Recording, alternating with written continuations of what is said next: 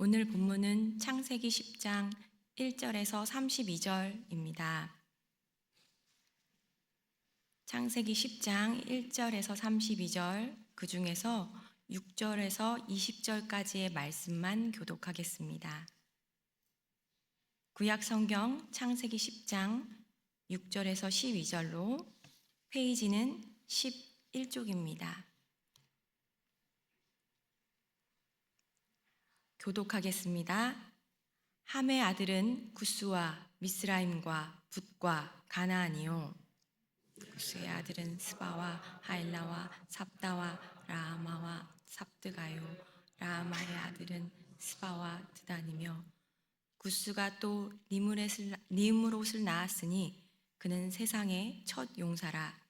그가 여호와 앞에서 용감한 사냥꾼이 되었으므로 속담에 이르기를 아문은 여호와 앞에 니므롯같이 용감한 사냥꾼이로다 하더라. 그의 나라는 시날 땅의 바벨과 에렉과 악깃과 갈레에서 시작되었으며, 그가 그 땅에서 아수르로 나아가 니느웨와 르호보딜과 갈라와 및 니느웨와 갈라 사이에 레센을 건설하였으니 이는 큰 성읍이라. 미스라임은 루딤과 아남임과 르압임과 납도임과 바드루심과 가슬루힘과 갑도림을 낳았더라. 가슬루힘에게서 블레셋이 나왔더라. 가나안은 장자 시돈과 헷을 낳고 또 여부스 족속과 아모리 족속과 기르가스 족속과 히위 족속과 알가 족속과 신 족속과 아르왓 족속과 스말 족속과 하맛 족속을 낳았더니 이후로 가나안 자손의 족속이 흩어져 나아갔더라. 가나안의 경계는 시돈에서부터 그라를 지나 가사까지와 소돔과 고모라와 아드마와 스보임을 지나 라사까지였더라. 다 함께 읽겠습니다. 이들은 함의 자손이라. 각기 족속과 언어와 지방과 나라대로였더라. 아멘.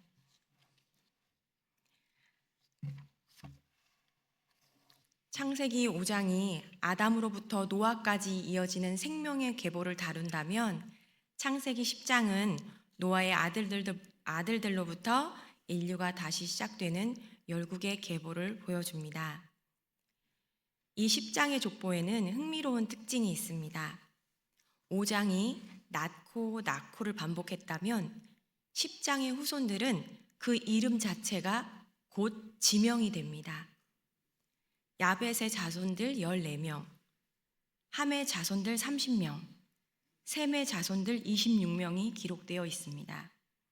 이들 한 명 한 명은 모두 5절, 20절, 31절에 동일하게 각기 언어와 지방과 나라대로 라는 말이 적혀 있습니다.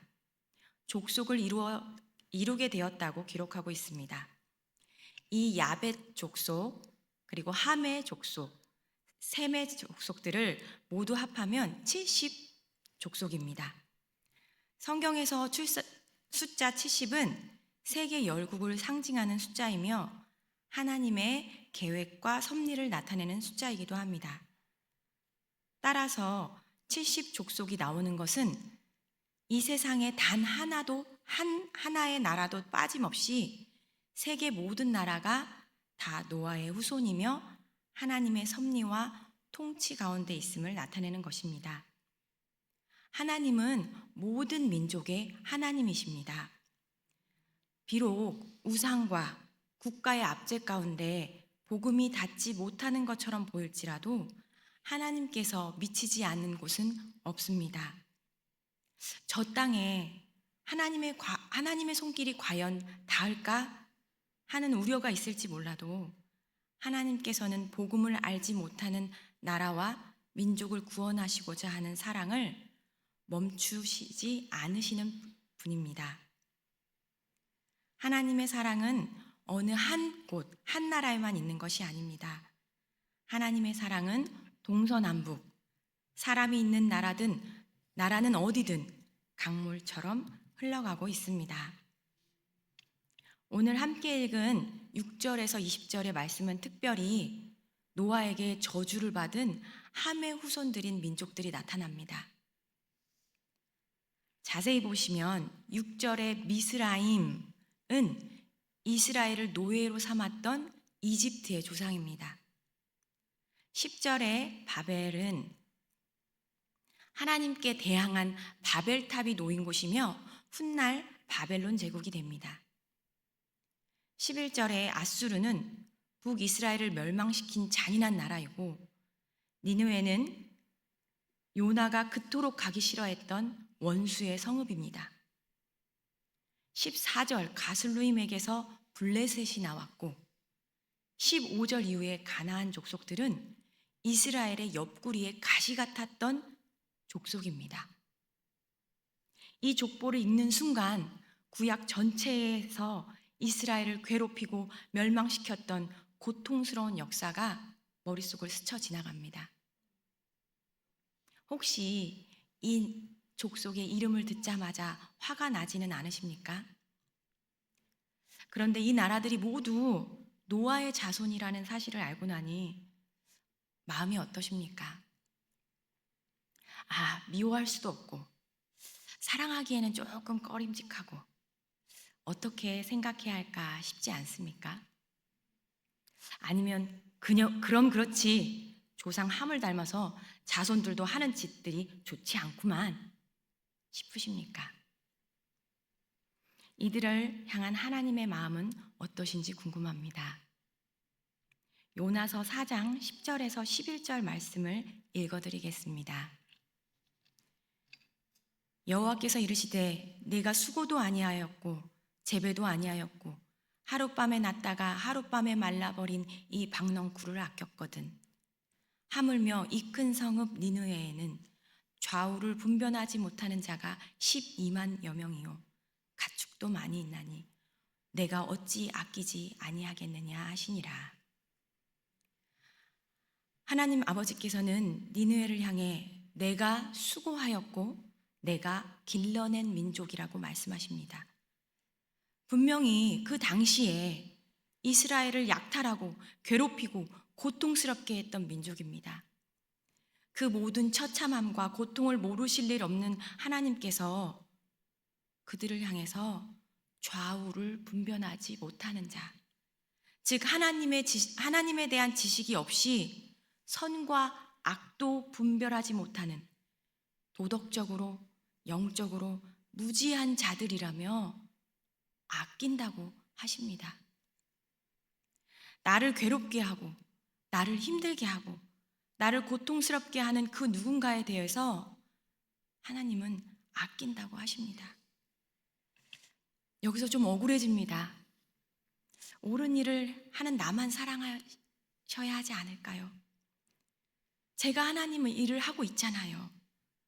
그런데 왜 저렇게 영적으로 무지하고 도덕적으로도 깨끗하지 못한 저 사람을 아끼십니까? 라는 생각이 들 수도 있습니다. 아끼시는 이유는 그 나라도 그 사람도 하나님께서 만드시고 기르시고 기억하셔서 족보에 기록하시는 하나님의 통치 아래에 있는, 그리고 예수님의 구속 사역에 포함된 소중한 민족이며 소중한 자녀이기 때문입니다. 홍수가 그치고 노아에게 하나님께서 한 가지 언약을 맺으셨습니다. 내가 내 무지개를 구름 속에 두었나니 이것이 나와 세상 사이의 언약의 증거니라. 무지개가 구름 속에 나타나면 내 언약을 기억하리니 다시는 물이 모든 육체를 멸하는 홍수가 되지 아니할지라 라고 말씀하셨습니다. 제가 어릴 적에 이 말씀을 들을 때면 재미있는 생각을 하나 했습니다. 다시는 물로 심판하지 않으신다면 그 다음은 불일까? 지진일까? 빙하기 같은 추위일까? 좀비 같은 바이러스일까? 그러나 저의 어릴 적 이런 생각은 하나님께서 심판하시는 분이라는 전제에서 시작된 오해였습니다. 하나님은 용서하시는 분입니다. 하나님께서 무지개 언약을 하신 것은 이제 다시는 결단코 심판하지 않고 용서하시겠다는 의미입니다. 하나님께서는 이 세상의 모든 죄를 단번에 용서하시고 구원의 길을 열어주셨습니다. 우리도 하나님 아버지를 따라 용서해야 합니다. 하지만 사람의 본성은 쉽게 변하지 않습니다. 함의 자손들은 함처럼 함이 아버지의 수치를 드러냈던 죄의 형질을 가졌던 것처럼 9절 말씀에 니무롯에 대한 설명이 그 죄의 형질을 또 설명해주고 있습니다. 9절에 그가 여호와 앞에서라는 말이 우리가 사용하는 코람데오 느낌이 나지만 여기서 그가 여호와 앞에서라는 뜻은 우리가 아는 그 앞에서가 아닙니다. 오히려 원어의 뜻은 하나님의 면전에 대항하여 라는 뜻입니다. 이 세상에서 일어나는 모든 일을 살펴보시는 여호와 하나님을 무시하며 당돌하게 자신의 힘을 믿고 대항하는 자세를 말합니다. 용감한 사냥꾼이라는 말은 니무롯이 다른 사람들보다 훨씬 강한 힘을 가진 사냥꾼이라는 의미에 더해서 필요 없는 동물까지 사냥하는 포악한 사냥꾼이었을 것이며 사람을 사냥하여 자신의 노예로 삼는 인간 사냥꾼이었다고 생각할 수 있습니다. 그래서 족보의 후반절에 셈의 아들이었던 아수르가 이룬 민족 아수르 땅을 빼앗아 자신의 나라로 만들었다는 것을 볼 수 있습니다. 심지어 10절에 그의 나라는 시작되었으며 라고 적혀 있는데 이는 제국주의적 국가의 탄생을 말합니다. 이는 오늘날 우리가 살고 있는 질서 있는 국가를 말하는 것이 아닙니다. 폭력적이고 식민지화하고 빼앗고 괴롭히며 절대 왕권 체제의 국가를 말합니다. 하나님께서 꿈꾸시고 이루시기 원하는 나라와는 정반대의 모습입니다. 결국 11장 바벨탑 사건이 일어나게 되는 겁니다. 그러나 하나님은 그 악행 가운데도 그들을 죽음으로 심판하지 않으시고 용서하여 주십니다. 그리고 새로운 소망의 나라를 준비하십니다. 바로 셈의 자손을 통해서입니다. 하나님께서 만드시고 기르시고 아끼시는 세계 열방을 구속하시기로 작정하셨습니다. 독생자 예수님을 통해서 세계 열방의 구원의 역사를 열어주셨습니다. 우리 개인의 삶에도 똑같습니다. 비록 나를 괴롭히고 고통스럽게 하고 정말 질이 나쁜 사람이라서 절대 변하지 않더라도 하나님께서는 그 사람을 용서하신다는 사실 말입니다. 그 사실을 알아도 인간적으로 용서하기가 그리 쉽지 않습니다.